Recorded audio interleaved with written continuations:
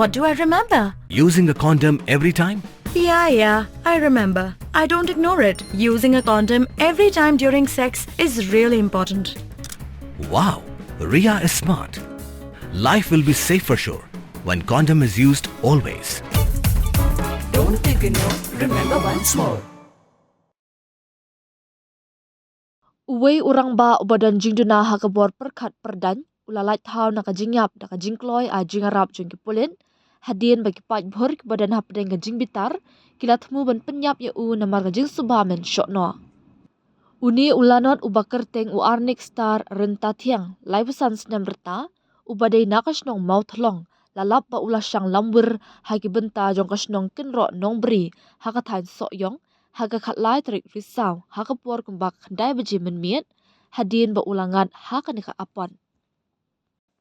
Hadien balayu jingtip halor kanika jingjia ki pulit na po sokyong hapo ka jingalam jong officer in charge lembat u DSP Shillong bat OC maungam lembat ka kinhun kila her bran syakatika jaka hakaba kila lap ya uba arnik star ya ubala a jingada re kinongalam shnong bat sordar ka shnong thlong hapo yang shnong jong ka shnong kenro nong bri.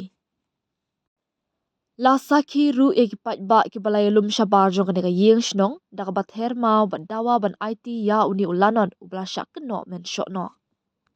U Superintendent of Police ki East Khasi Hills uba Vivek im ulayat ho bahdien ka jingwan poi kloy jong ki pulit SOT haringkat u DSP na Shlong ringkat u OC maungam lembat ka kenhun kilala ban pelat ya uni ulanon napo kanika yang shnong.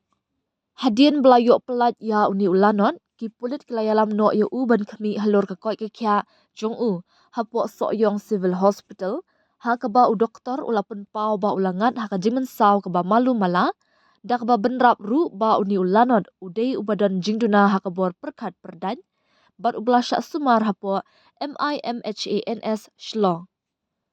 Halor kanika jingjia la register case hapo maungat police station na kabenta ban pelong syuk ya kajing toket bat ban le ya kabadan kam benrap USP.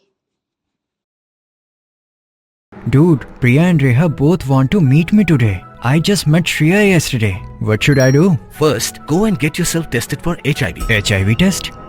You have multiple casual relationships and unsafe sexual practices. So it is important to get tested for HIV. You are scaring me, bro. I'm not trying to scare you. I'm trying to make you aware. Having sex with someone without a condom carries the risk of HIV. Why are you always ignoring this? Do I have to remind you every single time? And yes, you seriously need to change your behavior. Okay, fine. I'm not ignoring it. Sorry, Priya. Sorry, Reha. Today I am giving time to the HIV test, not to you guys. If your habits are like Rahul, HIV test is important for you.